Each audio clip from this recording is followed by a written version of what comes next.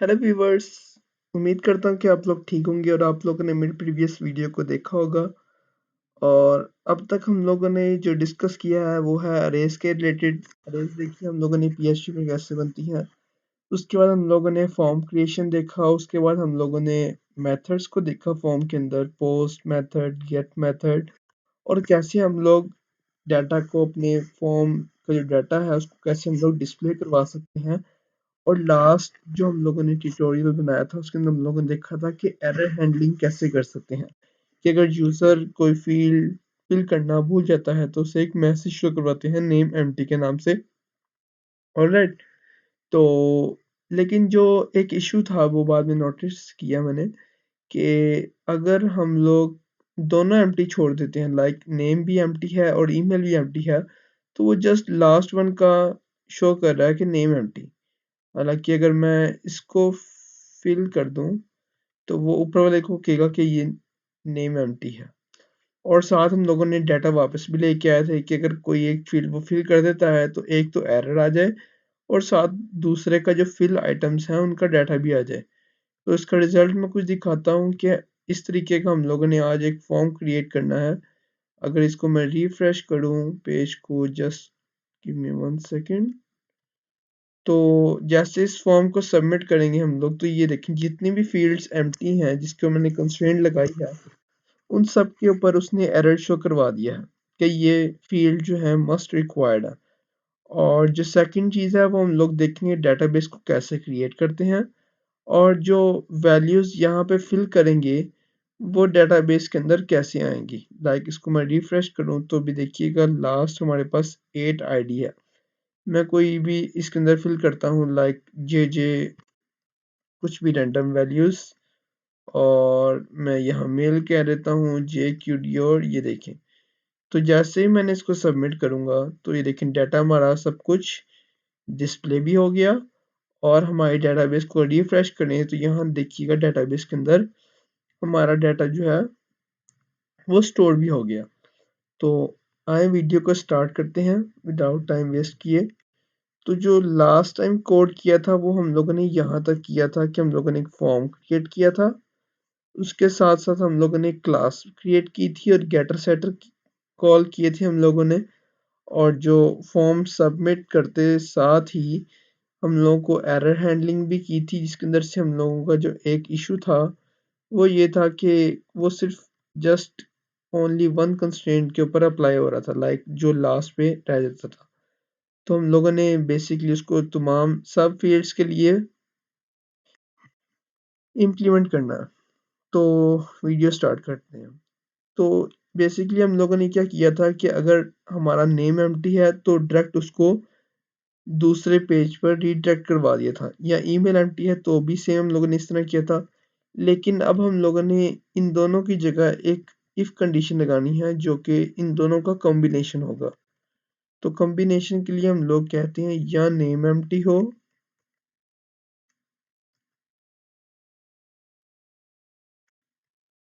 या email empty हो। तो हम लोगों ने ऑपरेटर्स पढ़े थे। एंड ऑपरेटर होता है एक, जिसका सिंबल है एंड, और एक और ऑपरेशन होता है। ऑलराइट। तो हम लोगों ने यहाँ पे यूज करना है और ऑपरेशन। लाइक और ऑपरेशन का काम क्या करता है कि इन दोनों चीजों में से कोई एक ट्रू हो तो वो इफ कंडीशन में जाएगा। और एंड का काम क्या है कि दोनों अगर ट्रू हो, लाइक लेफ्ट और राइट, दोनों चीजें, दोनों कंडीशंस जो हैं वो ट्रू हो तो वो इफ में जाएगा। तो इस केस में हम लोगों को कोई सी एक भी ट्रू होगी तो वो हमारी इफ कंडीशन में आ जाएगा। अब इफ कंडीशन में आने के बाद उसने फर्स्ट ऑफ ऑल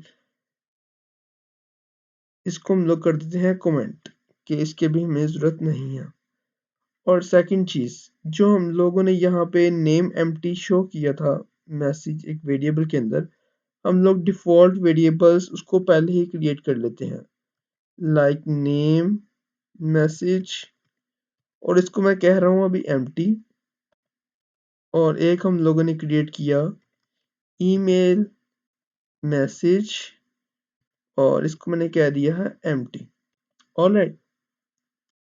तो अभी आपको इसका पर्पस समझ नहीं आएगा मैंने एम्प्टी क्यों रखे हैं यहाँ पर, लेकिन जैसे ही मैं अगली स्टेटमेंट लिखूंगा तो आपको समझ आ जाएगी।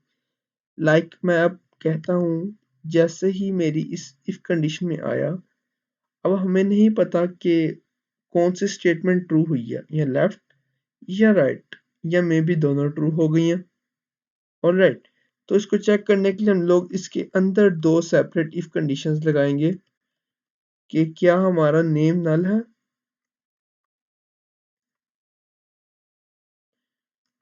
ऑलराइट, अगर नेम नल है तो उसके लिए सेपरेट कोई चीज होगी। अगर ये नल नहीं हुआ, मतलब कि हमारा नेम नल नहीं था, हमारी दूसरी कंडीशन जो थी वो फुलफिल हुई है, तो क्या हमारी ईमेल एम्प्टी थी। ऑलराइट, तो ये दो कंडीशंस हमारे पास आ गई हैं। अब हम लोगों ने क्या करना, जो हम लोगों ने यहाँ पे एम्प्टी एट्रीब्यूट्स लिए हैं उसकी यहाँ पे वैल्यू चेंज कर देनी है कि अगर हमारे पास नेम एम्प्टी था तो अब के केस में उसके अंदर वेरिएबल के अंदर एक वैल्यू स्टोर करवा दो, नेम एम्प्टी। ऑलराइट, और सेम विद ईमेल केस कि अगर हमारा ईमेल एम्प्टी आया है तो जो ईमेल मैसेज है उसके अंदर स्टोर करवा दो ईमेल एम्प्टी। ऑलराइट, तो अब जब दोनों इफ कंडीशंस चेक हो गई तो मेन इफ के अंदर आपने अपने हेडर को कॉल कर देना। ऑलराइट, तो बस ये काम था। और यहाँ पे आपने क्या करना, अब यहाँ पे नेम एम्प्टी की जगह आपने अपने वेरिएबल पास कर देना जो कि है नेम मैसेज, और इसी के साथ साथ आपने यहीं पर एंड ऑपरेटर के साथ डाटा ईमेल, डाटा जेंडर, और इसी के साथ साथ आपने यहाँ पर ईमेल का भी पास कर देंगे।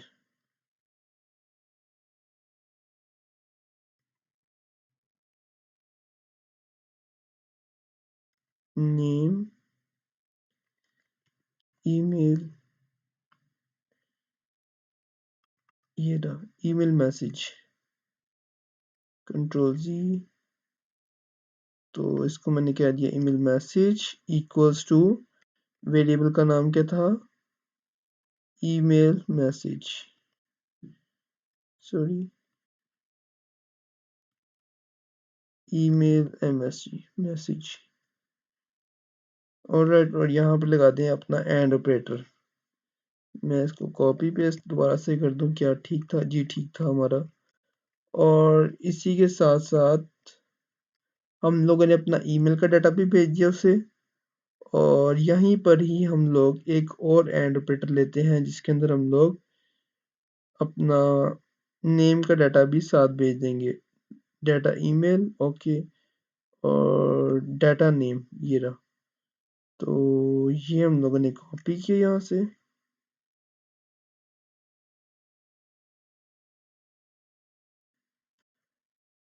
और यहाँ पर हम लोगों ने पास कर दिया। ऑलराइट, तो बेसिकली बस ये काम था। और अब हम लोग चेक करते हैं क्या हमारा फॉर्म जो है वो काम कर रहा है। अगर मैं दोनों को एम्प्टी छोड़ूं, इसको मैं रिफ्रेश करता हूँ, ऑलराइट, दोनों को एम्प्टी छोड़ूं तो देखें नेम एम्प्टी और ईमेल एम्प्टी दोनों की कंडीशंस आ रही हैं। तो यहाँ पे अगर नेम फिल किया और एक चीज़ एम्प्टी छोड़ी तो नेम का डाटा आ गया। अगर ये ईमेल फिल किया और ये इसको एम्प्टी छोड़ा तो सबमिट किया तो ये नेम एम्प्टी आ गया। और ये बाकी और सब कुछ फिल किया तो ये सबमिट हमारा डाटा शो हो गया। तो बेसिकली हमारा एक काम तो हो गया वैलिडेशन का, इस कमेंट को ख़त्म कर दिया मैंने। अब सेकंड काम करना है हम लोगों ने अपनी डेटाबेस को क्रिएट करना।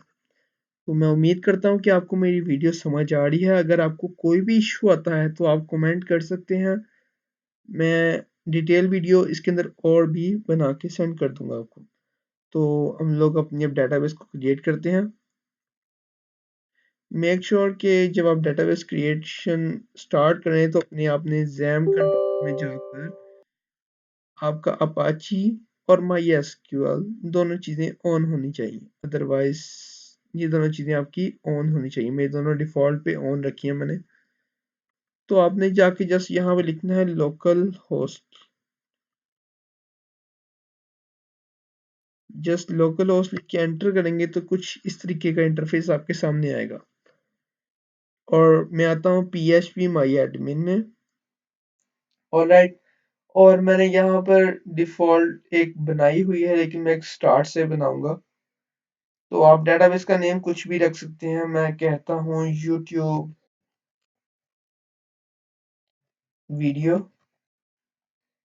डेटाबेस का नेम यूनिक रखें और कोशिश करें कि जो आपका प्रोजेक्ट है या कंपनी जिसने दिया हुआ है, आप उस नेम के ऊपर अपने डेटाबेस का नेम रखें। इसको क्रिएट करते हैं तो यहाँ देखें डेटाबेस का यूट्यूब वीडियो के नाम से हमारे पास डेटाबेस क्रिएट हो गई।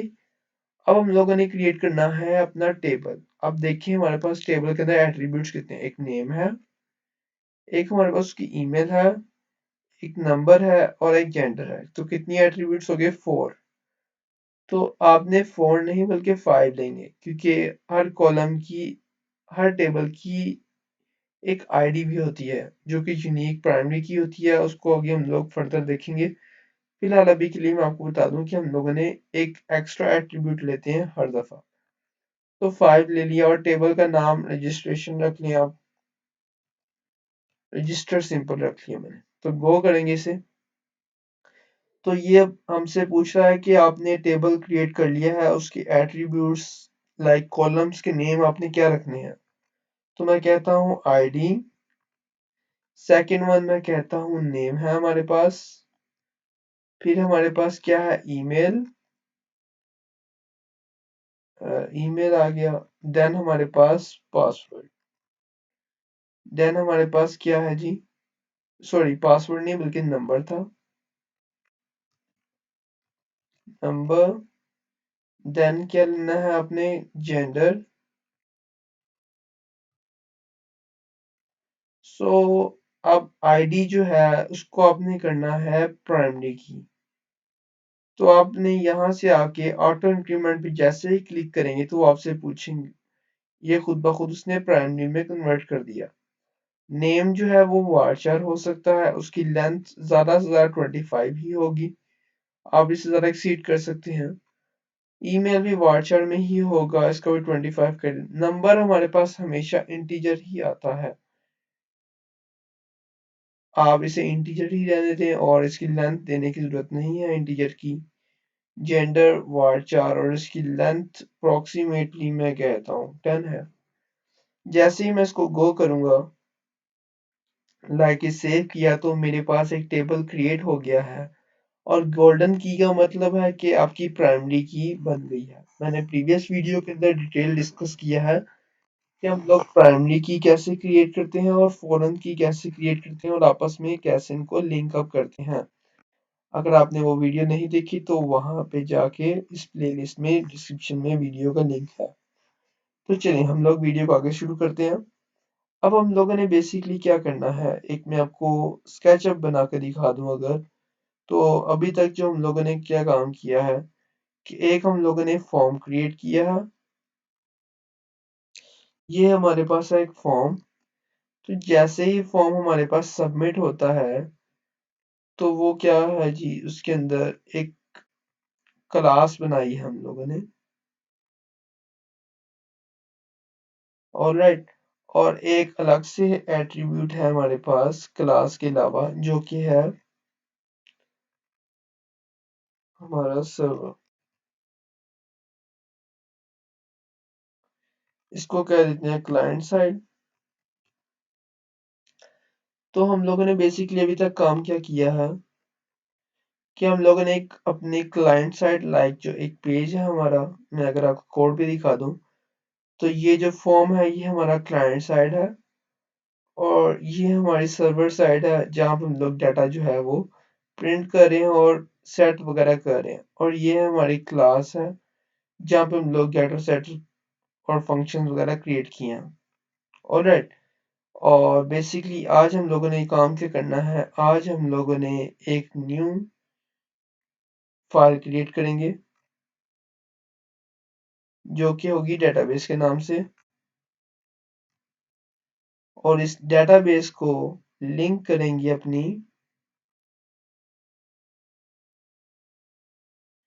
इस क्लास के साथ, और पेरेंट चाइल्ड का रिलेशन हम लोग क्रिएट करेंगे लाइक इस डीबी क्लास को हम लोग अपनी इस सर्वर क्लास के अंदर फैच कर सकते हैं, कॉल कर सकते हैं। तो बेसिकली हमारे पास टोटल 4 फाइल्स हो जाएंगी।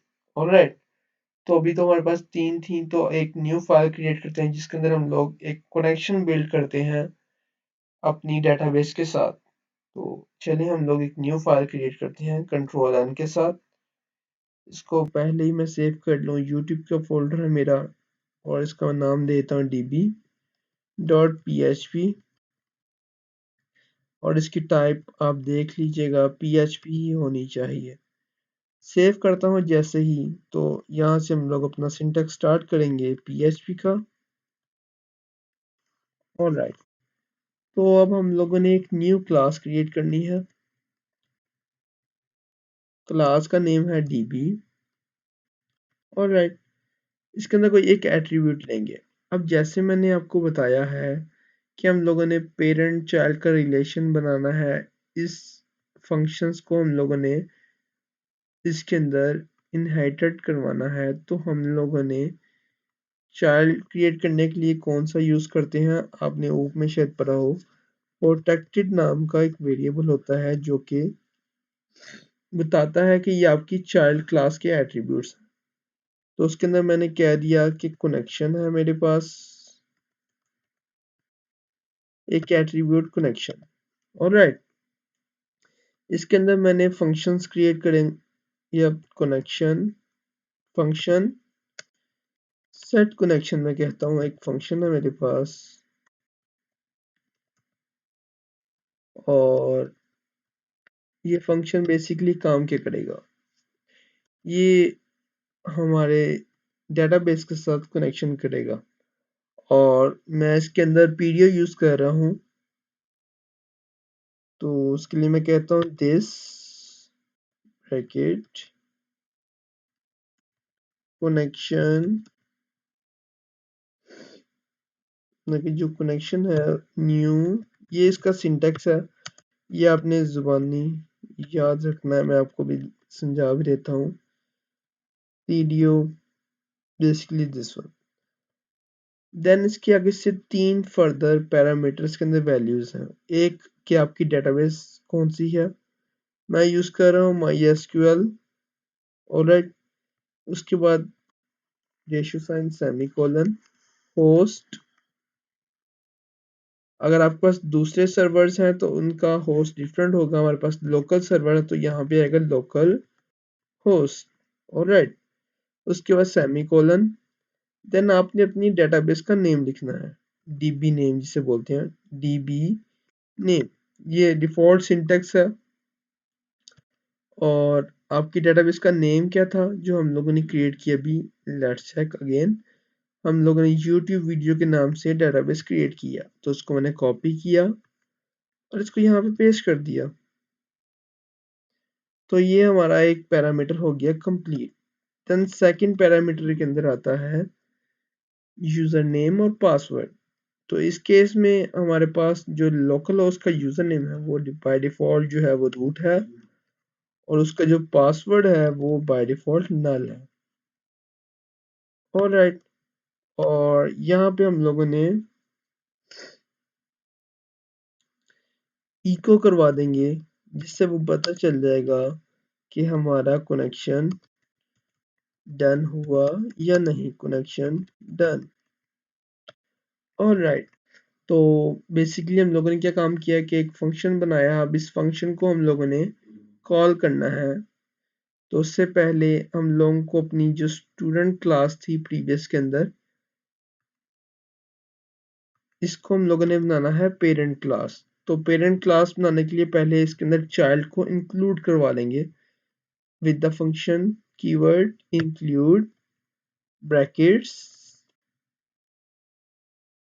इन्वर्टेड कॉमास और आपकी फाइल का नेम db.php जो आपकी फाइल का नेम है। ऑलराइट, तो अब यहाँ पे कॉल करने के लिए हम लोग यूज करते हैं एक्सटेंड का फंक्शन।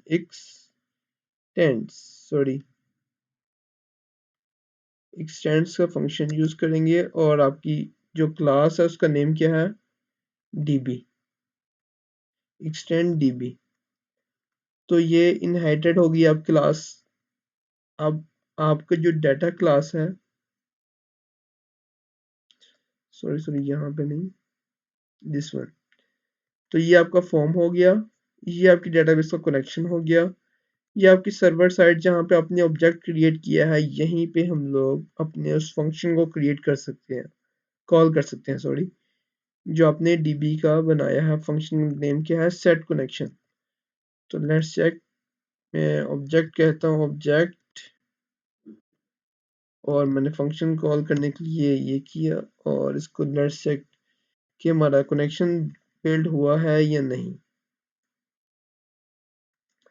तो क्या करना है, आपने लोकल होस्ट और आपने लिखना है YouTube। और राइट, जैसे ही मैं सबमिट करूंगा तो ये लेट्स चेक करते हैं कि हमारे पास मेल सबमिट जैसे ही किया तो देखिए हमारे पास कनेक्शन जो है वो डन आ गया। तो इसका मतलब हमारा कनेक्शन जो है वो डेटाबेस के साथ सक्सेसफुल हो गया है। अगर हमारा डेटाबेस का कनेक्शन, लाइक मैं यहाँ पे कहता हूँ रूट्स, लाइक मैं यूजर नेम कल दे देता हूँ और मैं इसको रिफ्रेश करूंगा तो ये देखिए हमारे पास एरर आ गया। अब इस एरर काफ़ी बड़ा है तो इसको समझना मुश्किल है, लेकिन हम लोग इसको करने के लिए ट्राई कैच लगा देते हैं कि अगर हमारा कनेक्शन बिल्ड करने की कोशिश करता रहे, अगर कनेक्शन बिल्ड ना हो तो वो हमें एक सिंपल सा एरर मैसेज शो करवा दे। तो ट्राई कैच कैसे लगाते हैं, ट्राई ब्रैकेट्स, तो ये जो दो कमांड्स हैं इसको हमने अपनी ट्राई में लिख देना है और यहाँ पे लगा दें कैच, उसके अंदर स्टेटमेंट लगा दें अपनी कोई भी। मैं कहता हूँ पीडियो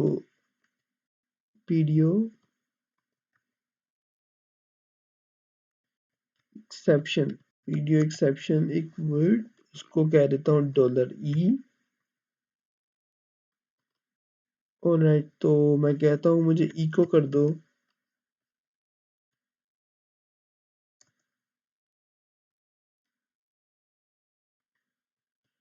कि आपकी एरर है और डॉट के साथ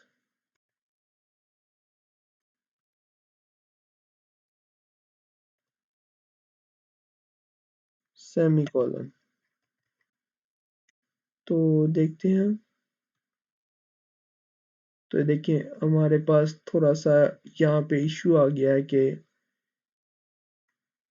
रूट्स का इशू है, लोकल होस्ट पासवर्ड नो है, लेकिन यहाँ पर डिनाइड है, access denied for user roots. तो हमारी स्टेटमेंट ने हमारा जो पासवर्ड है वो थोड़ा सा इजी कर दिया एरर फैच करना। तो यहाँ पे रूट कर देंगे, इसको रिफ्रेश करेंगे अगेन, तो ये देखिए कनेक्शन डन। अब हमारा जो काम अब तक क्या हो गया है कि हम लोगों ने क्लाइंट साइड बना ली, सर्वर, और आपस में दोनों को लिंक अप ही कर लिया। अब जो हमारा लास्ट काम रहता है, हम लोग अपनी डेटाबेस भी क्रिएट कर ली है। लास्ट काम क्या है जी, कि जो हम लोगों ने ये डाटा फिल किया है फॉर्म के अंदर, इस फॉर्म को हम लोगों ने अपने डेटाबेस के अंदर स्टोर करना है। तो चलें इसको भी कंप्लीट कर लेते हैं हम लोग। तो आपने अपने क्लास की तरफ आना है, पेरेंट क्लास की तरफ। जो आपने जहाँ पे सेटर बनाए हैं यहाँ पे एक क्यूडी लिखें, इसको एक वेरिएबल में स्टोर करवा लें। क्यू के नाम से मैं कहता हूँ क्यू, यहाँ डायरेक्ट लिख लें QD equals to, capital words में यूज कर रहा हूँ। अगर आप यहाँ से देखना चाहें कि इंसर्ट की क्यूडी क्या है तो आप एसक्यूएल में आएंगे और यहाँ पे इंसर्ट पे क्लिक करें तो देखें insert into register ID name email जिस, और उसके आगे से फर्दर वैल्यूज। तो मैं खुद लिख लेता हूँ insert into और हमारे पास क्या है, रजिस्टर, इसको इन्वर्टेड कॉमास में लिखना है हम लोगों ने, सेमीकोलन लास्ट पे आएगा, रजिस्टर। उसके बाद आपने क्या कहना है, उसकी वैल्यूज क्या है, आईडी है, नेम, ईमेल, नंबर, जेंडर। तो यहाँ पे रजिस्टर्स के बाद ब्रैकेट्स, आईडी, सॉरी ये देखिएगा कि अगर आपने एट्रीब्यूट्स के नेम स्मॉल लेटर्स रखे हैं तो आपने स्मॉल ही रखने हैं। आईडी है, नेम, ईमेल, इसको मैं मिनिमाइज कर लूँ अगर जल्दी लिखने के लिए। तो ये इन्वर्टेड कॉमास के बगैर ही आएंगे कि ये हमारे पास टेबल के नेम है, नेम, ईमेल, उसके बाद नंबर है, फिर जेंडर है, ऑलराइट, और ये ब्रैकेट क्लोज की हम लोगों ने। उसके बाद वैल्यूज हैं, मैं सेम ये स्टेटमेंट लिख रहा हूँ। वैल्यूज के बाद मैंने कह दिया ब्रैकेट क्लो ऑन और ब्रैकेट क्लोज। उसके बाद आपने सिंगल कोट्स में लिखना है क्योंकि ये स्ट्रिंग वैल्यूज हैं हमारे पास, तो इसको स्टोर करवाने के लिए सिंगल कोट्स, और मैं कहता हूँ $, दिस, लाइक जो यूजर ने इसके अंदर स्टोर किया है नेम, वो नेम हमारी डेटाबेस के अंदर स्टोर हो जाए। तो मैं कहता हूँ $, नेम, कॉमा, फिर सिंगल कोट्स। अगर आपने बाहर डबल कोट्स दिए हैं इन्वर्टेड कॉमास तो अंदर सिंगल कोट्स देंगे। नेम के बाद हमारे पास है ईमेल, और देन है हमारे पास सिंगल कोट्स, ईमेल के बाद क्या है, नंबर, नंबर और सिंगल कोट्स, नंबर के बाद है हमारे पास जेंडर। ऑलराइट, तो ये हमारी एक क्वेरी रेडी है, तो इसको रन करते हैं। जैसे ही सबमिट किया देखें डन आ गया, लेकिन डेटाबेस के अंदर हमारे पास कुछ भी चेंजिंग नहीं आई होगी। रीज़न रीज़न ये है कि हम लोगों ने जो अपनी क्वेरी लिखी है उसको हम लोगों ने एक वेरिएबल के अंदर जस्ट स्टोर किया है, उसको हम लोगों ने इंसर्ट तो किया नहीं अभी। तो उसके लिए पीडीओ के लिए सिंपल कमांड क्या है, $this,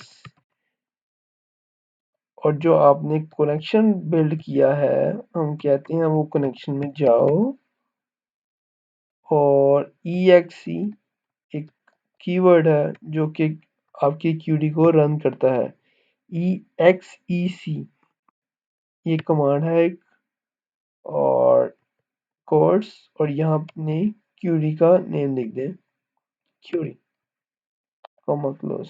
तो ये देखिएगा, उम्मीद करते हैं कि हमारा कोड बिल्कुल ठीक है, कोई एरर नहीं आएगा। अभी भी एक एरर के चांस है, या बिल्कुल एरर आएगा। यहाँ पे आप देख सकते हैं कि हम लोगों ने एक नेम एट्रीब्यूट लिया है, ईमेल लिया है, नंबर लिया है, जेंडर लिया है, आईडी तो लिया नहीं हम लोगों ने। ऑलराइट, जैसे इसको रिफ्रेश किया मैं बैक आता हूँ, सबमिट किया जैसे मैंने इसको रिफ्रेश किया, नो नो नो नो, तो कोई भी हमारे पास डाटा अभी तक नहीं आया, यहाँ पे कोई एरर भी नहीं आया। ये क्यों हुआ, ये देखें, हम लोगों ने यहाँ पे आईडी दिया, हम लोगों ने आईडी ऑटो इंक्रीमेंट जरूर किया है, लेकिन यहाँ पे उसको एम्प्टी छोड़ना पड़ेगा। लाइक सिंगल कोट्स देखिए, कॉमा डाला मैंने, और आईडी को सिंपल एम्प्टी छोड़ दी क्योंकि हम लोगों ने इसका प्राइमरी की लगाया और ऑटो इंक्रीमेंट लगाया कि आईडी खुद ब खुद एक ऐड होता जाएगा। तो अब जैसे ही मैं इसको सबमिट करूंगा तो हमारा कंस्ट्रक्टर कॉल हुआ, डन, इस केस में कि हमारा कनेक्शन ब्रिज हो गया। जैसे इसको रिफ्रेश करेंगे तो ये देखिए हमारा डाटा जो है वो सक्सेसफुली डेटाबेस के अंदर स्टोर हो चुका है, और आईडी क्या आई है हमारे पास, 1। मैं कोड यहाँ पे सेव करता हूँ और यहाँ मैं कहता हूँ मिस्टर डेवलपर, और मैं नंबर जो है वो थोड़ा सा ऐड अप कर देता हूँ, यहाँ पर फीमेल कर देता हूँ, उसको सबमिट करता हूँ जैसे ही, तो डन। और अपनी डेटाबेस को रिफ्रेश करूंगा तो यहाँ देखिएगा हमारे पास एक और डाटा आ गया है, मिस्टर डेवलपर और ईमेल और फीमेल। ऑलराइट, तो इस वीडियो में हम लोगों ने क्या सीखा कि अगर हमारा फॉर्म जो है उसके दोनों कंस्ट्रेंट एम्प्टी हों तो वो दोनों के ऊपर मैसेज, एरर मैसेज लेके आएगा। फॉर्म वैलिडेशन देखी, देन हम लोगों ने डेटाबेस को क्रिएट करना सीखा, और लास्ट में हम लोगों ने अपने फॉर्म के सबमिशन पर उस डाटा को अपनी डेटाबेस के अंदर स्टोर भी किया। तो मैं उम्मीद करता हूँ कि आपको मेरी वीडियो अच्छी लगी होगी। अगर आपको मेरी वीडियो अच्छी लगी है तो प्लीज़ सपोर्ट करने के लिए मेरे चैनल को लाइक करें और अपने फ्रेंड्स के साथ शेयर करें। तब तक अपना ख्याल रखिएगा। Good bye.